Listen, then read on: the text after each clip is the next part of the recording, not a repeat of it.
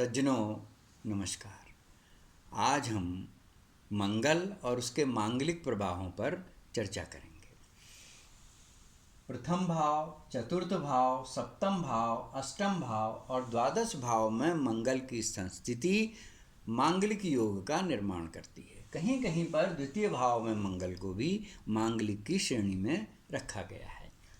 वास्तव में देखा जाए तो ये भाव किसी न किसी रूप में तथा शुक्र और चंद्रमा ये किसी न किसी रूप में मानव के वैवाहिक जीवन से जुड़े हुए हैं। शुक्र वैवाहिक सुख का कारक है, चंद्रमा मन का कारक है। प्रथम भाव व्यक्ति स्वयं है, द्वितीय भाव कुटुंब का कारक है, चतुर्थ भाव से हम पारिवारिक सुख का पता करते हैं, सप्तम भाव जीवन साथी का है, अष्टम भाव वैवाहिक जीवन की दीर्घता और दृढ़ता का है, द्वादश भाव सैया सुख और सांसारिक सुख भोग का है। इसमें से किसी भी भाव में मंगल की संस्थिति वैवाहिक जीवन की किसी न किसी कड़ी को कमज़ोर कर देती है और फलतः निराशा, तनाव, आशंका, अलगाववाद जैसी समस्याएं पैदा होती हैं। केवल मंगल ही नहीं, शनि, राहु जैसे ग्रह भी अगर इन स्थानों पर हैं तो भी कमोबेश मांगलिक जैसा ही प्रभाव उत्पन्न करते हैं। अब आते हैं मांगलिक दोष का समन।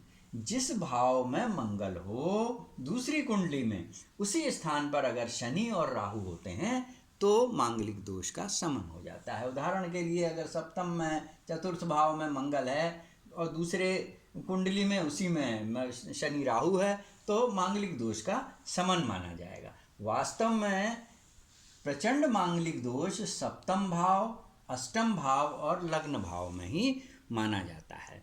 कुछ लोगों का कथन है कि अगर ऐसे मंगल पर बृहस्पति की शुभ दृष्टि पड़े तो मांगलिक दोष न्यून हो जाता है, लेकिन व्यवहार में ऐसा देखा नहीं गया है। बृहस्पति की दृष्टि से मांगलिक दोष और परिवर्धित होता हुआ देखा गया है। तो हमें मांगलिक दोष का निर्णय करते समय ये जन्मांग है तो हमें चंद्र लग्न से भी इसका निर्णय करना चाहिए, चंद्रमा को लग्न मान के। अब हम मंगल ग्रह पर आते हैं। राशि क्रमांक 1 और 8 अर्थात मेष और वृश्चिक का स्वामी है। उच्च राशि इसकी मकर है, नीच राशि कर्क है। स्वभावतः पाप ग्रह है, अति लाल रंग है इसका, धैर्य, पराक्रम और दक्षिण दिशा का स्वामी है। दक्षिण दिशा में 10वें भाव में विशेष बली हो जाता है। कर्ण, कंठ, रक्त, मांस, लाल वस्तुओं पर इसका अधिकार है।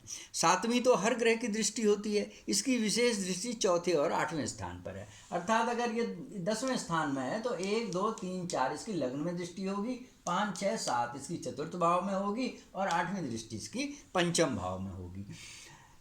छोटे भाई बहनों का कारक है, लेकिन तीसरे स्थान पर मंगल होने से भले ही व्यक्ति के पराक्रम में वृद्धि होगी लेकिन भाई बहनों के लिए ये शुभ नहीं होगा। नीच, वक्री, अस्त 6, 8वें, 12वें भाव के स्वामी के साथ में शनि राहु से अगर ये दृष्ट है तो ये हठ, कलह, क्रोध, अहंकार, ईर्ष्या और द्वेष का कारक बन जाता है। केंद्र स्थान और त्रिकोण के स्वामी के रूप में ये योग कारक होता है। अगर मतलब इसकी राशि 1 और 8 त्रिकोण में पड़े या केंद्र में पड़े तब कहेंगे ये केंद्र और त्रिकोण के स्वामी हैं, तो उसके रूप में योग कारक हो जाता है।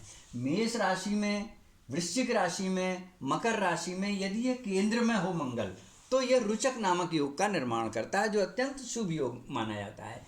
केंद्र और त्रिकोण के स्वामी के रूप में अगर ये केंद्र का स्वामी है और त्रिकोण का स्वामी अर्थात 1 नंबर या 8 नंबर केंद्र में है या त्रिकोण में है तो ये केंद्र या त्रिकोण के स्वामी के रूप में माना जाएगा। तो केंद्र और त्रिकोण के स्वामी के रूप में अगर ये निर्बल है, निर्बल से अर्थ है शत्रु क्षेत्र में पड़ गया है, अस्त है, नीच का है, तो ऐसे केस में ये जो है निर्बल होने पर लाल वस्तुओं का प्रयोग करना चाहिए, विशेषकर लाल कपड़ों का प्रयोग करना चाहिए।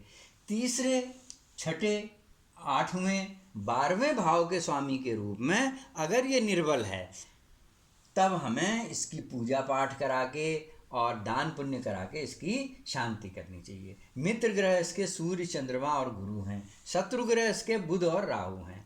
चंद्रमा पर इसका विशेष प्रभाव पड़ता है। अगर किसी भी व्यक्ति के चंद्रमा पर मंगल का प्रभाव है तो उसका मन मस्तिष्क को वो उत्तेजित करेगा। ऐसा व्यक्ति आगे चल के उच्च रक्तचाप का शिकार हो सकता है। इसलिए जिनके चंद्रमा पर मंगल का अधिकार हो, प्रभाव होता हो, उन्हें अपने चित्त को शांत रखने का प्रयत्न करना चाहिए। आज के उस एपिसोड में, आज के इस प्रवाह में बस इतना ही। एक बात और कहूँगा कि जिनका मंगल निर्बल हो उनको मंगल के दिन, मंगल की होरा में और मंगल के नक्षत्र मृगशिरा, चित्रा और धनिष्ठा में कर्ज नहीं लेना चाहिए, बल्कि कर्ज का भुगतान करना चाहिए। बस आज के इस प्रवाह में इतना ही। फिर मुलाकात होगी। नमस्कार।